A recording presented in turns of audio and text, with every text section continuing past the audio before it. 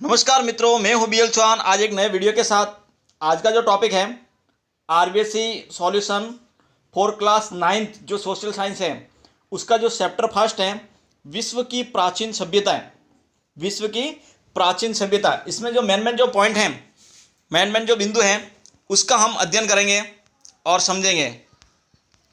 पहला जो पॉइंट है, सिंधु सरस्वती सभ्यता का कौन सा पुरातात्विक स्थल पाकिस्तान में? तो कौन सा पुरातात्विक स्थल पाकिस्तान में? जो हड़प्पा जो है, हड़प्पा सिंधु सरस्वती सभ्यता का पुरातात्विक स्थल ये पाकिस्तान में। नेक्स्ट है, वैदिक सभ्यता का ज्ञान कराने वाले ग्रंथ कौन से हैं? तो वैदिक सभ्यता का ग्रंथ कराने वाले सभी जो हैं, वेद, उपनिषद, आरण्य, ये सभी जो हैं वैदिक सभ्यता का हमें ज्ञान कराते हैं। नेक्स्ट है, मिस्र की सभ्यता कौन सी नदी घाटी में स्थित है? तो मिस्र की सभ्यता जो आप जानते हैं, विश्व की सबसे बड़ी नदी जो है नील नदी, वहां पर मिस्र की सभ्यता स्थित है। नेक्स्ट है, विश्व प्रसिद्ध ग्रंथ इलियड व ओडिसी के रचनाकार तो कौन थे? होमर। विश्व प्रसिद्ध ग्रंथ इलियड और ओडिसी के रचनाकार जो थे वो थे होमर। नेक्स्ट है, जोते गए खेत के प्राचीनतम साक्ष्य कहां से मिले? जोते गए खेत के प्राचीनतम साक्ष्य, मोस्ट इंपोर्टेंट प्रश्न है ये मिले कालीबंगा से। कहां से मिले? कालीबंगा से। नेक्स्ट है, धूलकोट अथवा ताम्रवती नगरी के नाम से कौन सी सभ्यता प्रसिद्ध है? तो ये जो है, ये आहड़ सभ्यता जो है वो धूलकोट या ताम्रवती नगरी से प्रसिद्ध है। आहड़ सभ्यता, आहड़ सभ्यता के और नाम है ताम्रवती नगरी और धूलकोट। नेक्स्ट है,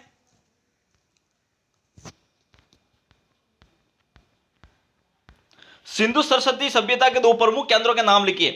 तो वही सिंधु सरस्वती सभ्यता के दो प्रमुख केंद्र कौन कौन से हैं? हड़प्पा और मोहनजोदड़ो। हड़प्पा और मोहनजोदड़ो सिंधु सभ्यता के प्रमुख केंद्र हैं। मोहनजोदड़ो का क्या अर्थ है? तो मोहनजोदड़ो का अर्थ है मुर्दों का टीला। मुर्दों का टीला। नेक्स्ट है, आश्रम कौन कौन से हैं? तो आप जानते ही आश्रम कौन कौन से हैं? ब्रह्मचारी आश्रम, गृहस्थ आश्रम और वानप्रस्थ आश्रम और सन्यासी आश्रम, ये 4 आश्रम हैं। मेसोपोटामिया शब्द का क्या अर्थ है? मेसोपोटामिया, मेसोपोटामिया शब्द का क्या अर्थ है? तो मेसोपोटामिया शब्द का जो अर्थ है वो है दो नदियों के मध्य की भूमि, उसको मेसोपोटामिया कहते हैं, दो नदियों के मध्य की भूमि। नेक्स्ट है, उपजाऊ अचंद्र किसे कहा जाता है? तो मेसोपोटामिया को ही उपजाऊ अचंद्र कहा जाता है। मोस्ट इंपोर्टेंट प्रश्न है, उपजाऊ अचंद्र। नेक्स्ट है, पिरामिडों में रखे शवों को क्या कहा जाता था? जो पिरामिड में जो शव रखे जाते थे उनको कहा जाता था मम्मी। क्या कहा जाता था? मम्मी। क्या क्या आर्य भारत के बाहर से आए थे? नहीं, आर्य मूलतः भारत के ही निवासी थे। आर्य जो है भारत के ही निवासी थे। चीनी स्थापत्य कला, चीनी स्थापत्य कला का विश्व प्रसिद्ध नमूना किसको कहा जाता है? तो चीनी स्थापत्य कला का विश्व प्रसिद्ध नमूना जो है वो चीन की दीवार को कहा जाता है। किसको कहा जाता है? चीन की दीवार को। नेक्स्ट है, कौन सी सभ्यता में सैनिक होना अपमानजनक माना जाता है? कौन सी सभ्यता में सैनिक होना अपमानजनक माना जाता है? तो चीन की सभ्यता में सैनिक होना अपमानजनक माना जाता है, चीन की सभ्यता में। नेक्स्ट है, यूनान की सभ्यता के प्रमुख नगर राज्य कौन कौन से थे? यूनान की सभ्यता के प्रमुख नगर राज्य कौन कौन से थे? एक तो था एथेंस और एक था स्पार्टा। आहड़ बेडस नदी के किनारे कौन सी सभ्यता थी? आहड़ या जिसको बेडस नदी भी कहते हैं, किनारे कौन सी सभ्यता थी? तो वो थी आहड़ सभ्यता। घग्गर नदी का प्राचीन नाम क्या था? तो घग्गर नदी का प्राचीन नाम था सरस्वती नदी था। प्रश्न 13, माउंट आबू की तलहटी में कौन सी सभ्यता के विशेष अवशेष मिले?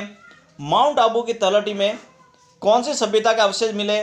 तो माउंट आबू की तलहटी में संद्रावती सभ्यता के अवशेष मिले। संद्रावती सभ्यता। बालाथल सभ्यता कहाँ स्थित है? बालाथल सभ्यता कहाँ स्थित है? तो बालाथल सभ्यता जो है उदयपुर जिले के वल्लभनगर तहसील के बालाथल गांव में स्थित है। नेक्स्ट है, कालीबंगा सभ्यता का संबंध किस सभ्यता से है? तो कालीबंगा सभ्यता का संबंध जो है वो सिंधु सरस्वती सभ्यता से है। सिंधु सरस्वती नदियों के किनारे विकसित सभ्यता थी। सिंधु सरस्वती नदियों के किनारे विकसित सभ्यता कौन सी थी? वो ही थी सिंधु सरस्वती सभ्यता। सिंधु सरस्वती सभ्यता। नेक्स्ट है, सिंधु सरस्वती सभ्यता का भारत का कौन सा पुरातात्विक स्थल जो भारत में है? सिंधु सरस्वती सभ्यता का कौन सा पुरातात्विक स्थल जो भारत में है? तो हड़प्पा, मोहनजोदड़ो, कोर्तजी और कालीबंगा जो है ये भारत में है। और भारत में कहां पर है? राजस्थान के अंदर। राजस्थान में हनुमानगढ़ जिले में कालीबंगा है। नेक्स्ट है, निम्न में से किस प्राचीन सभ्यता का नगर नियोजन सर्वश्रेष्ठ था? मोस्ट इंपॉर्टेंट है। तो जो सिंधु सरस्वती सभ्यता थी उसकी जो नगर नियोजन प्रणाली थी वो सर्वश्रेष्ठ थी। मोस्ट इंपॉर्टेंट प्रश्न है, निम्न में से किस प्राचीन सभ्यता का नगर नियोजन सर्वश्रेष्ठ था? तो वह थी सिंधु सरस्वती सभ्यता। नेक्स्ट है, कन्फ्यूशियस नामक विचारक का संबंध किस देश से है? इंपॉर्टेंट प्रश्न है। कन्फ्यूशियस जो था विचारक वह था चीन का था। कहां सा था? चीन का। नेक्स्ट है, अग्निवेदियों के साक्ष्य कहां से मिलते हैं? इंपॉर्टेंट पॉइंट है, अग्निवेदियों के साक्ष्य जो हैं वो ये अग्नि साक्ष्य जो हैं वो कालीबंगा से मिलते हैं। इंपॉर्टेंट पॉइंट है ये भी, अग्नि साक्ष्य कालीबंगा से मिलते हैं। नेक्स्ट है, किस सभ्यता स्थल से प्राप्त मूर्तियां माउंट आबू के संग्रहालय में सुरक्षित हैं? तो किस सभ्यता स्थल से प्राप्त मूर्तियां माउंट आबू के संग्रहालय में स्थित हैं? तो जो चंद्रावती जो सभ्यता थी उसके जो सभ्यता स्थल से प्राप्त जो मूर्तियां जो थी वह संग्रहालय में सुरक्षित हैं चंद्रावती सभ्यता से। नेक्स्ट है, हड़प्पा पुरातात्विक स्थल की खोज कब व किसने की थी? मोस्ट इंपॉर्टेंट पॉइंट है, हड़प्पा पुरातात्विक स्थल की खोज सन 1921 में राय बहादुर दयाराम साहनी ने की थी। नेक्स्ट है, मोहनजोदड़ो नामक टीले की खोज किसने व कब की थी?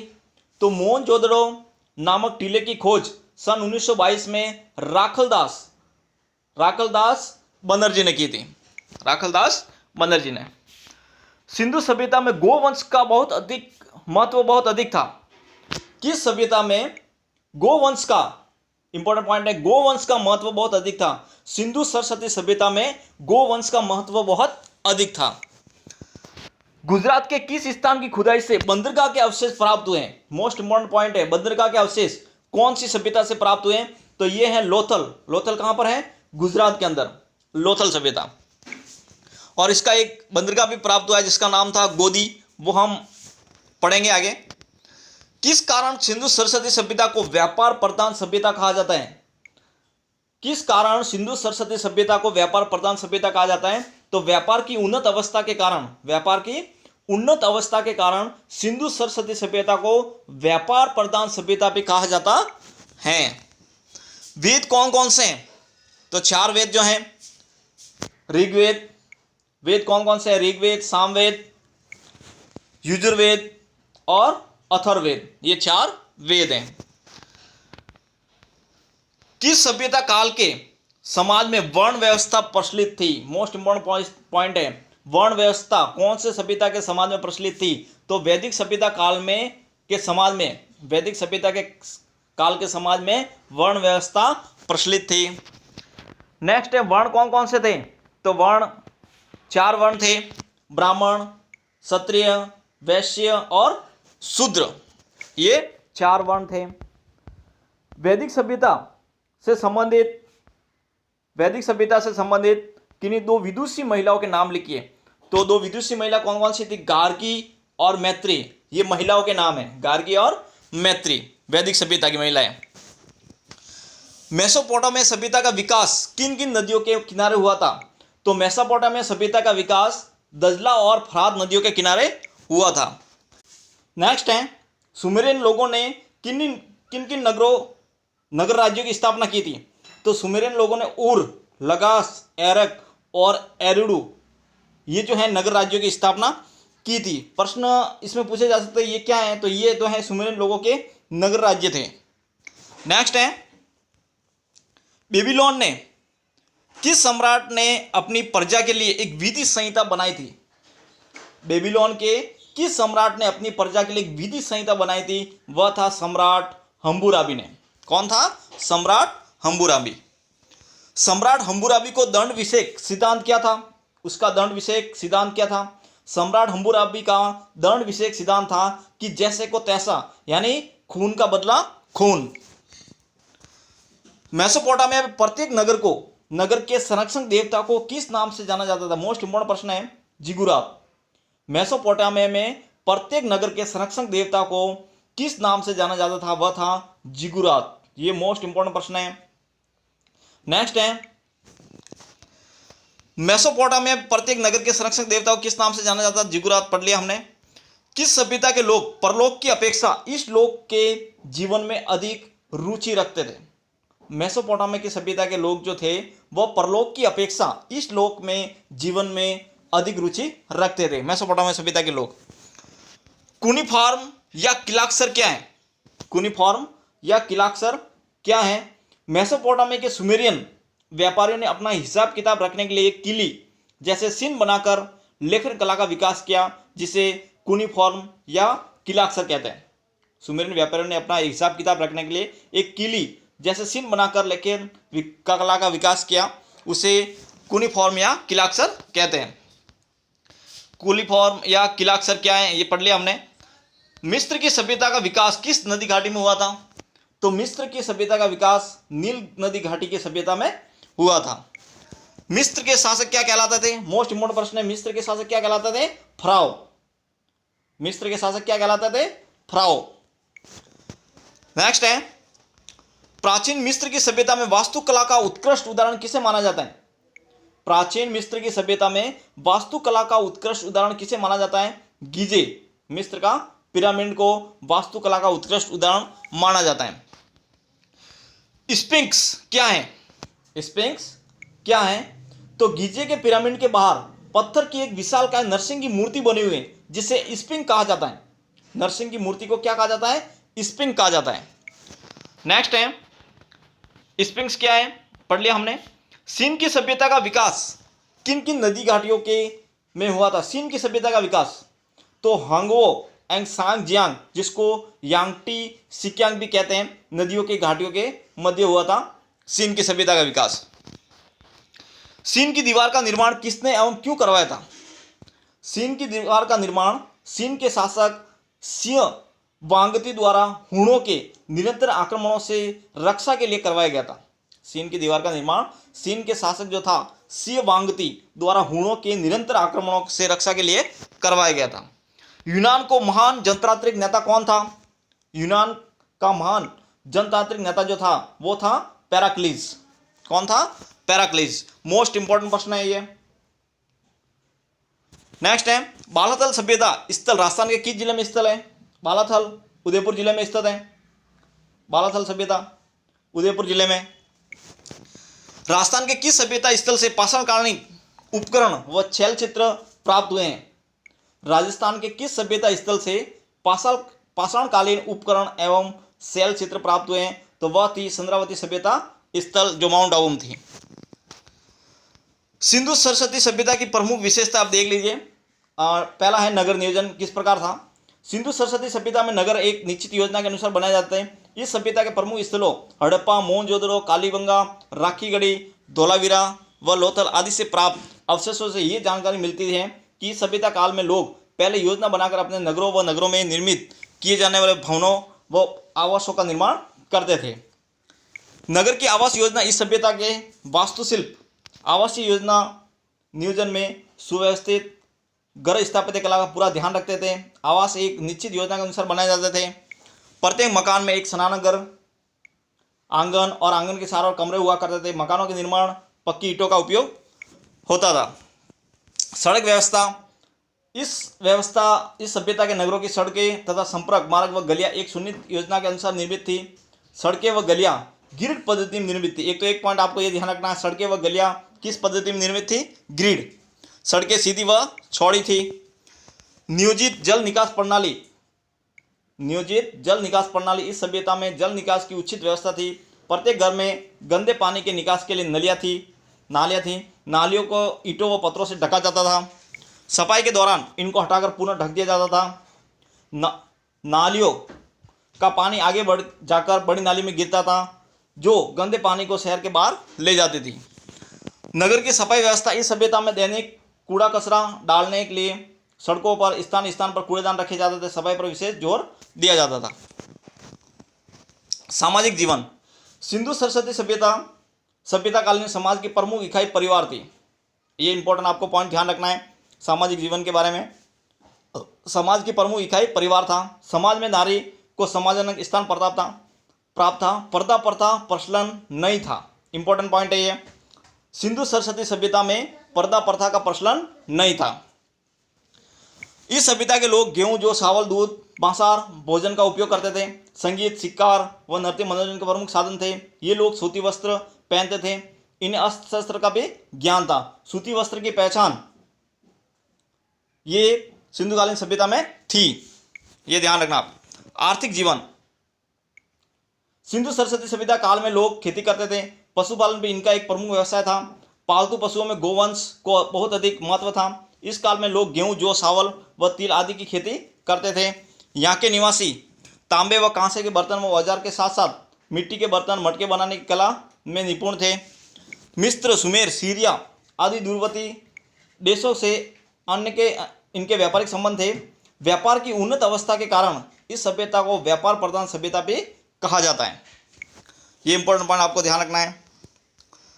नेक्स्ट है इनका धार्मिक जीवन।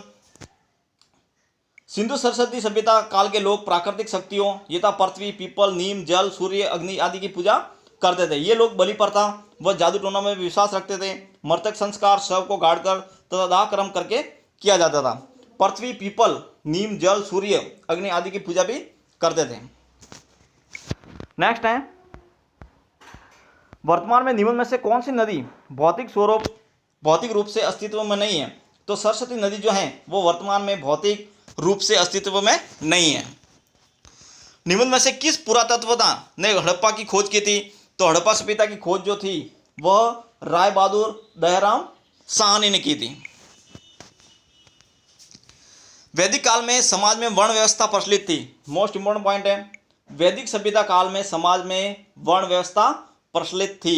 वर्ण चार माने जाते थे, ब्राह्मण, क्षत्रिय, वैश्य और शूद्र। ये वर्ण व्यवस्था क्रम पर आधारित थी। ये भी आपको ध्यान रखना पॉइंट। वर्ण व्यवस्था जो थी वैदिक सभ्यता काल में ये क्रम पर आधारित थी। समाज की मूल इकाई इसमें भी परिवार थी। इस काल में संयुक्त परिवार प्रथा प्रचलित थी। परिवार का सबसे बड़ा पुरुष मुखिया होता था। स्त्रियों को पर्याप्त सम्मान दिया जाता था। इस सभ्यता में मानव की आदर्श आयु 100 वर्ष की मानकर जीवन को 4 भागों में ब्रह्मचार्य आश्रम, गृहस्थ आश्रम, वानप्रस्थ आश्रम एवं संन्यास आश्रम विभाजित किया गया था। व्यक्ति के जीवन में श्रेष्ठ गुणों को उत्पन्न करने के लिए उस काल में 16 संस्कारों का विद्वान था। 16 संस्कार। इस सभ्यता के लोग भोजन में गेहूं, जौ, चावल, उड़द, दही, दूध आदि का प्रयोग करते थे। रथ दौड़, गुड़ दौड़, शिकार करना, मल्ल युद्ध, संगीत एवं नृत्य मनोरंजन के प्रमुख साधन थे। नेक्स्ट है स्पार्टा यूनानी सभ्यता काल का एक प्रमुख नगर राज्य था। स्पार्टा में सैनिक शासन था जो स्वैच्छाचारी था। इस नगर राज्य को हमेशा पड़ोसी देशों के आक्रमण का भय बना रहता था, इसलिए यहाँ सैनिक शासन स्थापित हुआ। इस नगर राज्य का प्रथम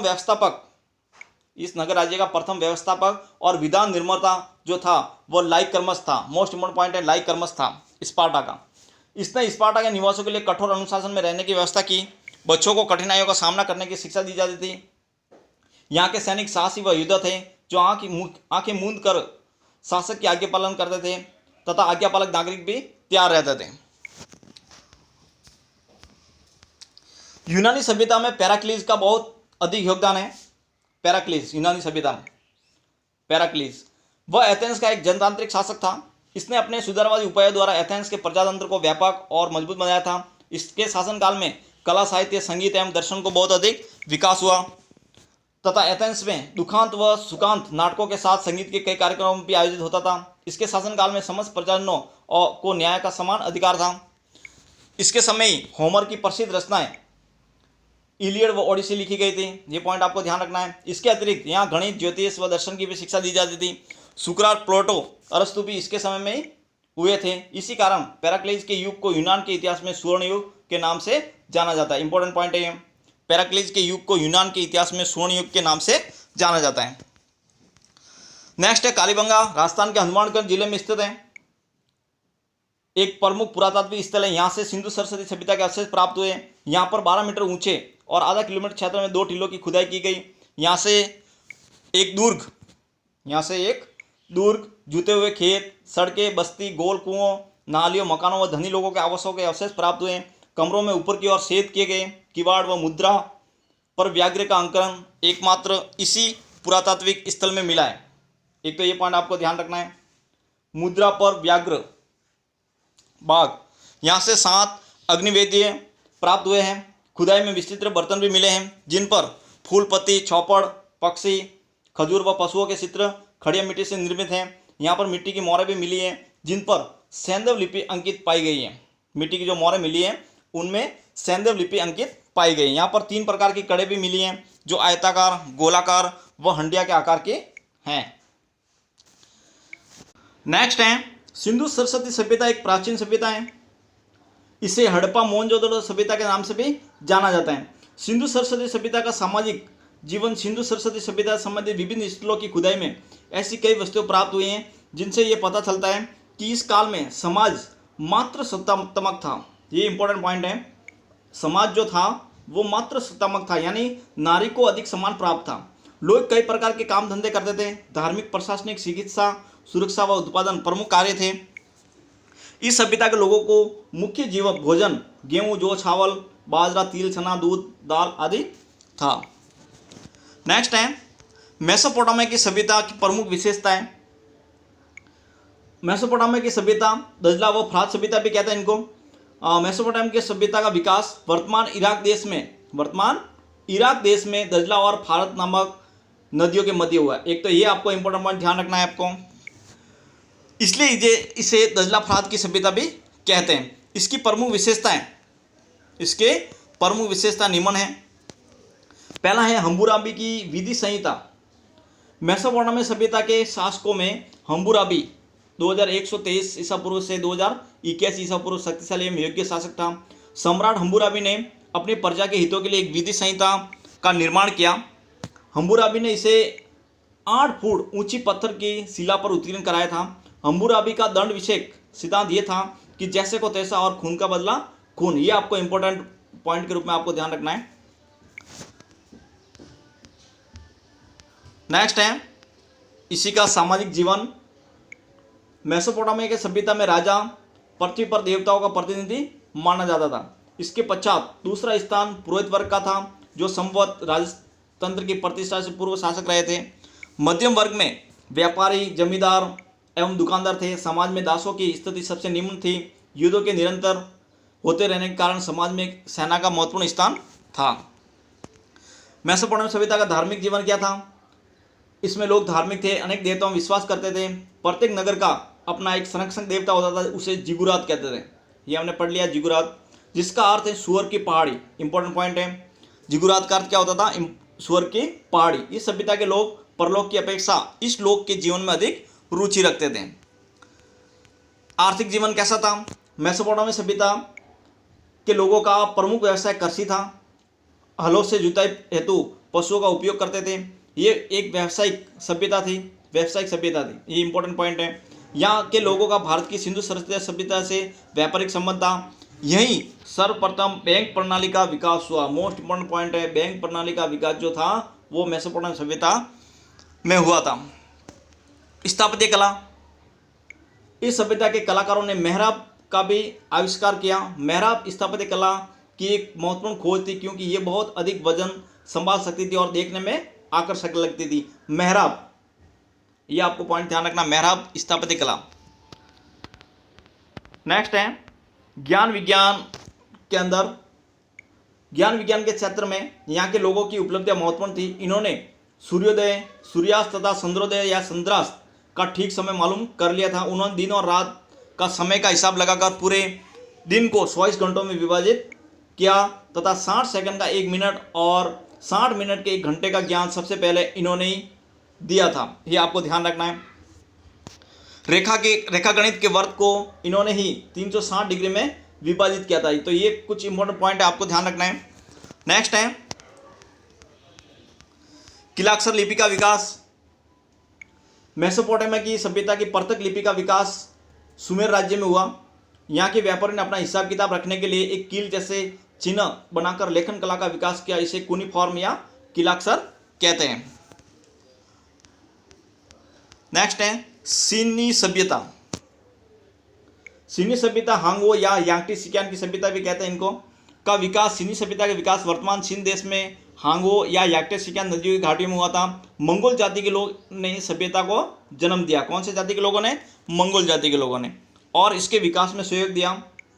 सीनी सभ्यता की प्रमुख विशेषताएं निम्न प्रकार हैं, और देख लीजिए इनका सामाजिक जीवन। सीनी सभ्यता के लोगों का प्राचीन समाज मंडारिन, कृषक, कारीगर, व्यापारिक तथा सैनिक वर्ग में विभाजित थी। सेना में भर्ती होने वाले लोग या तो अत्यंत निर्धन, अपरिश्रमी, समाज में अवांछनीय चरित्र के माने जाते थे। सीनी सभ्यता में संयुक्त परिवार की प्रथा प्रचलित थी। ये आपको पॉइंट ध्यान रखना है।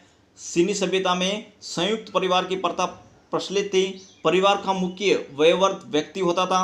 वहाँ के जीवन में नैतिकता पर विशेष बल दिया जाता था। ये पॉइंट आपको ध्यान रखना है। समाज में स्त्रियों को कोई गौरवपूर्ण स्थान प्राप्त नहीं था। समाज में स्त्रियों को कोई गौरवपूर्ण स्थान प्राप्त नहीं था। पर्दा व तलाक प्रथा भी प्रचलित थी। पर्दा व तलाक प्रथा सीन की सभ्यता में प्रचलित थी। इनका धार्मिक जीवन। इस सभ्यता के लोग प्रकृति की पूजा करते थे। वे सूर्य, आकाश, पृथ्वी व वर्षा को भी पूजते थे। जादू टोना व बलि में भी विश्वास करते थे। इस सभ्यता में राजा को ईश्वर का पुत्र माना जाता था। कौन सी सभ्यता में राजा को ईश्वर का पुत्र माना जाता था? वह थी सीन की सभ्यता। आर्थिक जीवन इनका कैसा था? तो सीनी सभ्यता के लोगों का मुख्य व्यवसाय कृषि था। ये नहरों से अपने खेतों को सींचते थे। भेड़, सूअर, गाय, बैल व कुत्ते इनके पालतू पशु थे। यहाँ के लोग कई प्रकार का व्यापार करते थे। सीन से नमक, मछली, लोम, सूत तथा रेशमी कपड़ों का व्यापार बड़े पैमाने पर होता था। ज्ञान विज्ञान के क्षेत्र में सीनी सभ्यता किस प्रकार थी? तो सीनी सभ्यता में ज्ञान विज्ञान का बहुत अधिक विकास हुआ। कागज, छापाखाना, बारूद, स्याही, चित्रकला तथा दिशा सूचक का यंत्र का आविष्कार सर्वप्रथम सीन में हुआ था। ये इंपॉर्टेंट पॉइंट आपको ध्यान रखना। दिशा सूचक यंत्र का आविष्कार सर्वप्रथम सीन में ही हुआ था। कन्फ्यूशियस और लाओ त्से सीन के महान विचारक थे। लियो वहां का प्रसिद्ध कवि था। तो ये इंपॉर्टेंट पॉइंट आपको ध्यान रखना है। ज्ञान विज्ञान अपने पढ़ लिया है। स्थापत्य कला। चीन की दीवार सीनी स्थापत्य कला का विश्व प्रसिद्ध नमूना है। एक दीवार 1800 मील लंबी, 20 फीट चौड़ी तथा 20 फीट ऊंची है। इस दीवार पर थोड़ी थोड़ी दूर पर बुर्ज, छज्जे, छोटे छोटे किले बने हुए। इसका निर्माण चीन के शासक शी वांगती द्वारा हुणों के लगातार होते आक्रमणों से रक्षा के लिए करवाया गया था। मिस्र की सभ्यता, जिसको नील नदी की सभ्यता भी कहते हैं, की प्रमुख विशेषता कौन कौन सी थी? मिस्र की सभ्यता का विकास वर्तमान अफ्रीका महाद्वीप में नील नदी घाटी में हुआ था, इसलिए इसे नील नदी घाटी की सभ्यता भी कहते हैं। इस सभ्यता के विशेष लक्षण या विशेषता निम्न है। इनका सामाजिक जीवन। मिस्र की सभ्यता का प्राप्त अवशेषों तथा लिखित दस्तावेजों से ज्ञात होता है कि मिस्र में एक संगठित शक्तिशाली राजनीतिक जीवन का श्री गणेश हो चुका था, जिसका प्रमुख राजा होता था, जिसे मिस्रवासी फराओ कहते थे। ये आपको इंपॉर्टेंट पॉइंट ध्यान रखना है। जनता उसे ईश्वर का प्रतिनिधि मानती थी। उच्च वर्ग के में सामंत व पुरोहित, मध्यम वर्ग में व्यापारी, व्यवसायी तथा निम्न वर्ग में कृषक व दास सम्मिलित थे। उच्च वर्ग के लगभग समस्त लोग आभूषण पहनते थे। संगीत, नृत्य, नटबाजी, जुआ आदि मनोरंजन के प्रमुख साधन थे। धार्मिक जीवन। मिस्र की सभ्यता के लोग धार्मिक प्रवृत्ति के थे। यहाँ के प्रमुख देवता, जिसको रॉ सूर्य, ओस्ट्रिम नील नदी एवं सिम चंद्रमा थे, इनके देवता प्राकृतिक शक्तियों के प्रतीक थे। ये आपको ध्यान रखना है। रॉ सूर्य, ओस्ट्रिम नील नदी एवं सिम चंद्रमा। आर्थिक जीवन मिस्र की सभ्यता का कैसा था? तो मिस्र की सभ्यता के लोगों का मुख्य व्यवसाय कृषि था। यहाँ के लोग वर्ष में 3 बार फसलें लेते थे, जो प्याज, कपास व बाजरा प्रमुख फसलें थी। बकरी, गधा, कुत्ता, गाय, ऊंट व सुअर आदि का प्रमुख पालतू पशु थे। मिस्र में लोग धातु, लकड़ी, मिट्टी, कांच, कागज एवं कपड़े पर कुशल कारीगरी करते थे। यहाँ के लोग वस्तु विनिमय द्वारा व्यापार करते थे। अरब व इथियोपिया से यहाँ के लोगों के व्यापारिक संबंध थे। ज्ञान विज्ञान के क्षेत्र में देख लीजिए, मिस्र के लोग ज्ञान विज्ञान के क्षेत्र में भी अधिक रुचि रखते थे। यहाँ के लोग ने तारों व सूर्य के आधार पर अपना कैलेंडर बनाया और वर्ष के 360 दिन की गणना कर ली थी। इन्होंने धूप घड़ी का भी आविष्कार किया था, ये ध्यान रखना आपको, मिस्र के लोगों ने धूप घड़ी का आविष्कार किया था। इस सभ्यता के लोगों ने अपनी वर्णमाला का विकास करके पेपिरिक्स वृक्ष से कागज का निर्माण भी किया था। मोस्ट इंपोर्टेंट पॉइंट है, पेपिरिक्स वृक्ष से कागज का निर्माण किया था, ठीक है ना।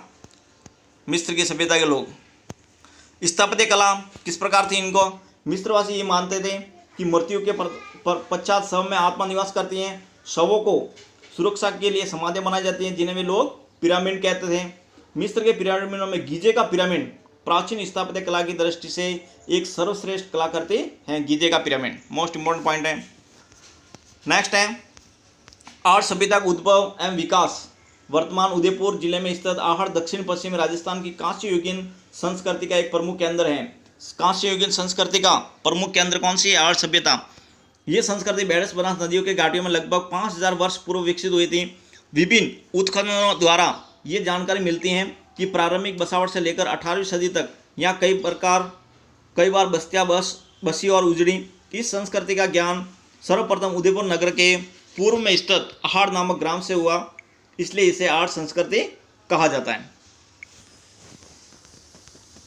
इसी प्रकार इस संस्कृति के अनेक पुरातत्व स्थल बनास नदी के तटवर्ती क्षेत्रों में मिले, जिसके कारण इसे बनास संस्कृति भी के नाम से भी जाना जाता है। इस संस्कृति की दो प्रमुख विशेषता थी। प्रथम, ये लोग ताम्र धातुकर्मी थे। द्वितीय, काले व लाल रंग के मरमात्रों के उपयोगकर्ता थे। इस संस्कृति के प्रमुख स्थल आहड़ को पुरातत्व रतन संग्रह अग्रवाल ने 1954 में खोजा था। इंपॉर्टेंट पॉइंट है, आपको ये ध्यान रखना है। आर्य सभ्यता की खोज रतन संग्रह अग्रवाल 1954 में खोजी थी। सामाजिक जीवन आर्य सभ्यता की संस्कृति ग्रामीण थी। उत्खनन से ये स्पष्ट होता है कि 2000 ईसा पूर्व लगभग ये लोग इस स्थान पर आए और स्थानीय तौर पर उपलब्ध प्रस्तरवादी से नींव डालकर आवासों का निर्माण किया था। उत्खनन में प्राप्त दियों से ये संकेत मिलता है कि पूजा का मुख्य अनुष्ठान दीपक जलाना रहा होगा। मातृ देवी व बैल की मणमूर्ति की प्राप्ति से उनका भी विशेष महत्व स्थापित होता है। आर्थिक जीवन आहड़ निवासियों के आर्थिक जीवन में कृषि, पशुपालन, ताम्र कला, मृतपात्र कला, व्यापार और वाणिज्य आदि समस्त कार्यों का महत्व था। आर्य सभ्यता के लोग गेहूं, ज्वार व चावल की खेती करते थे तथा कृषि उपकरणों में तांबे की कुल्हाड़ियाँ उपलब्ध हुई। पशुओं में गाय, भैंस, बैल, बकरी, भेड़ आदि पालते थे। ये लोग हाथी, घोड़े से भी परिचित थे। ये इंपॉर्टेंट आपको पॉइंट ध्यान रखना है। ये आर्य सभ्यता के लोग जो हैं वो हाथी, घोड़े से भी परिचित थे। सिंधु सरस्वती सभ्यता में समाज की प्रमुख इकाई जो परिवार थी, सिंधु सरस्वती सभ्यता में समाज की प्रमुख इकाई परिवार थी। इस सभ्यता स्थल पर बहुत अधिक संख्या में नारियों की मूर्तियों का मिलने के कारण ये माना जाता है कि इस काल के समाज और परिवार में नारी को सम्मानजनक स्थान प्राप्त था। समाज में पर्दा प्रथा प्रचलित नहीं थी। ये इंपॉर्टेंट पॉइंट आपको ध्यान रखना है। समाज में पर्दा प्रथा प्रचलित नहीं थी। नारियां चांदी व तांबे का आभूषण पहनती थी। ये लोग सूती वस्त्र पहनते थे। इन्हें अस्त्र शस्त्र का भी ज्ञान था। संगीत, नृत्य एवं शिकार मनोरंजन के प्रमुख साधन थे। इस सभ्यता के लोग भोजन में गेहूं, चावल, दूध और मक्सर का उपयोग करते थे। नेक्स्ट है सिंधु सरस्वती सभ्यता मूलतः कृषि पर आधारित थी। कालीबंगा में जुते हुए खेत के अवशेष इसके प्रमाण हैं। यहाँ से प्राप्त वस्तुओं बने चित्रों के आधार पर पता चलता है कि सिंधु सरस्वती सभ्यता काल के लोग गेहूं, जौ, चावल, तिल आदि की खेती करते थे। यहाँ के लोगों का दूसरा मुख्य व्यवसाय पशुपालन था। पालतू पशुओं में गोवंश का सर्वाधिक महत्व था। यहाँ के निवासी तांबे, कांसे के बर्तन तथा औजार बनाने के साथ मिट्टी के बर्तन व मटके बनाने की कला में भी निपुण थे। छंदूड़ों व कालीबंगा की खुदाई में तोल के अनेक बाढ़ मिले हैं। तोल के अनेक बाढ़ की सभ्यता मिले संदूड़ों व कालीबंगा की सभ्यता में। गुजरात में लोथल स्थान पर खुदाई में निकली एक गोदी बंदरगाह के अवशेष मिले। लोथल में गोदी बंदरगाह इंपॉर्टेंट पॉइंट है। गोदी बंदरगाह के अवशेष से पता चलता है कि यह समुद्री यातायात का प्रमुख केंद्र था। मिस्र, सीरिया व सुमेर आदि दूर दूर देशों से इनके व्यापारिक संबंध थे। वैदिक सभ्यता का अंतिम जो पॉइंट है वह है राजनीतिक संगठन। राजनीतिक जीवन का आधार परिवार थे। कई परिवार से मिलकर ग्राम और कई ग्रामों से मिलकर जन बनता था। जन के नेता को गोप रक्षक या राजन कहा जाता था। ये इंपॉर्टेंट पॉइंट है। गोप रक्षक और राजन कहा जाता था जन को। राजन का चुनाव प्रजा करती थी। ये शासन का सर्वोच्च अधिकारी होता था। तो ये थे इंपॉर्टेंट पॉइंट चैप्टर फर्स्ट के जो हमने आपको समझा लिए हैं। वीडियो को अधिक से अधिक लाइक कीजिए, अपने मित्रों के साथ शेयर कीजिए और इस वीडियो पर पहली बार आए हैं तो चैनल को सब्सक्राइब जरूर कर लें और पास में जो बेल आइकन है उसकी नोटिफिकेशन जो है वो ऑल कर दें, ताकि ऐसे ही नए वीडियो की जानकारी आपको मिलती रहे। मिलते हैं एक नेक्स्ट वीडियो में एक नए टॉपिक के साथ। जय हिंद, जय भारत।